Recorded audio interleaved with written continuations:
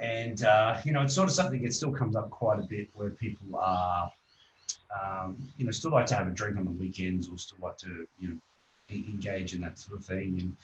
And look, I totally get it. It's ridiculous to think that there's literally, it's less than 4 weeks now until Christmas. Christmas parties and all that big and wonderful stuff will start happening. And people have social engagements, and that's usually what happens when you live in Australia, primarily, or New Zealand. That's just what people do. And I think it's really, really important to put it out and always kind of talk about that. We're not going to tell you what you should do. We're going to guide you and kind of give you the information as best as we can in terms to make your own choices. Because at the end of the day, I kind of joke about we're accountants, not your parents. Like, you make your choices and you submit your data and we review it and we kind of tell you what you need to do the following week. Change it, yeah. So you've got to make those decisions whether you choose or not. Now, I'm gonna be really, really blunt and just say, if your goal is to make the most amount of progress as possible, and if you're someone who has the inability to stay self-regulate. Well, yeah, but more like not get complacent after a while because you've been doing stuff and progress is that little bit slower. That at the end of the day, if you decide to drink, it's just going to make your progress that much slower. And I've said it a number of times that, when I was in the gym and I was coaching people in the gym, and I was actually I used to do all the measurements on Mondays, right? Hey, Lisa, do all the measurements on Mondays, skin folds. So people come in, tip on the scales, do the skin folds, and then kind of see how they've gone. And there was never one time, not one single one, where a person went out on the weekend and had a few drinks, went out to dinner, had a few drinks, and had a positive result on that Monday morning. Now, it wasn't just from a point of the actual skin folds increasing, but also after that was when they would train. I would always do skin folds right before they start the session, and then we would go and train. And obviously when I use Recomposer, and it's always very, very black and white, and people are always going to be extracting a bit more effort, especially when I'm in their face and just going, you don't fucking hit these reps. Don't ever come back to my fucking gym again.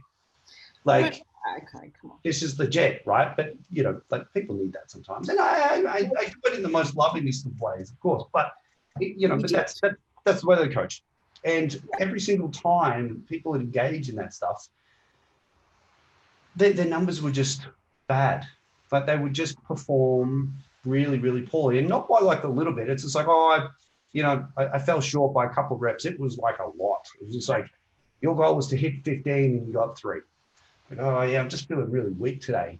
And that was always the phrase that was used, in that particular scenario. And it just happened time and time again. And it literally got to that point where I'd go, come over here, we're going to do skin folds. And I'd go to skin fold and go, hold on a minute. Tell me about your weekend. Oh, weekend was all right. No.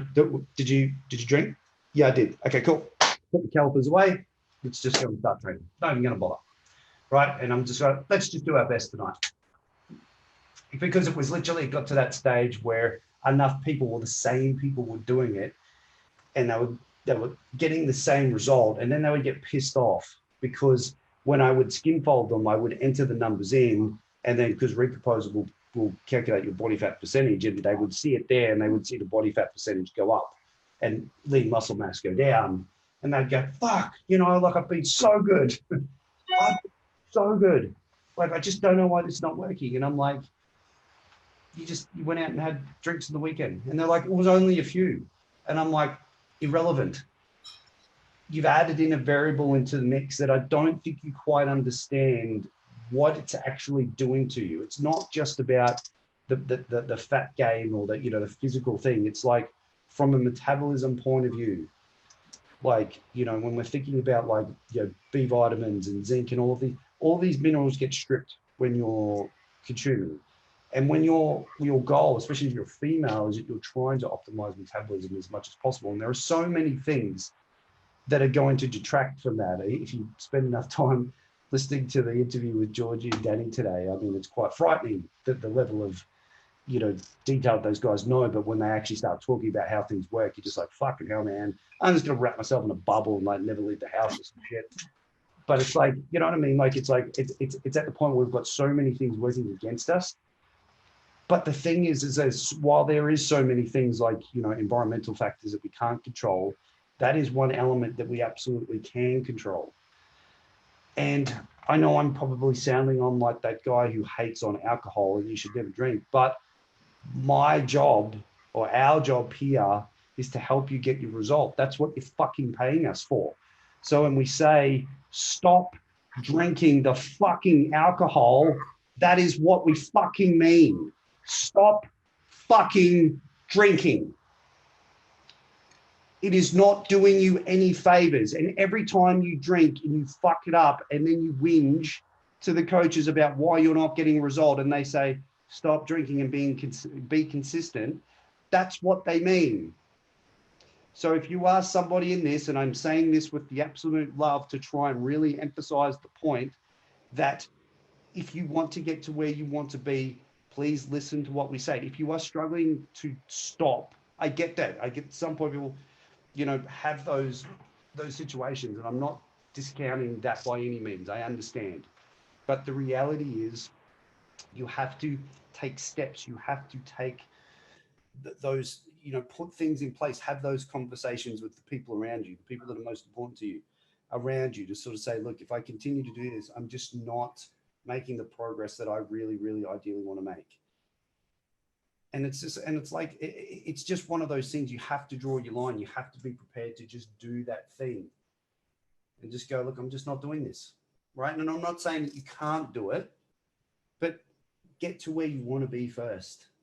And then when you get there, like I keep saying, the maintenance period of your composition and how you eat and all that sort of stuff, once you get there and you understand it all, it's really, really easy to maintain. It's half the amount of work that you need to do. And, you know, if you're at a good body fat percentage and you're, you know, like you're healing well and everything's working well.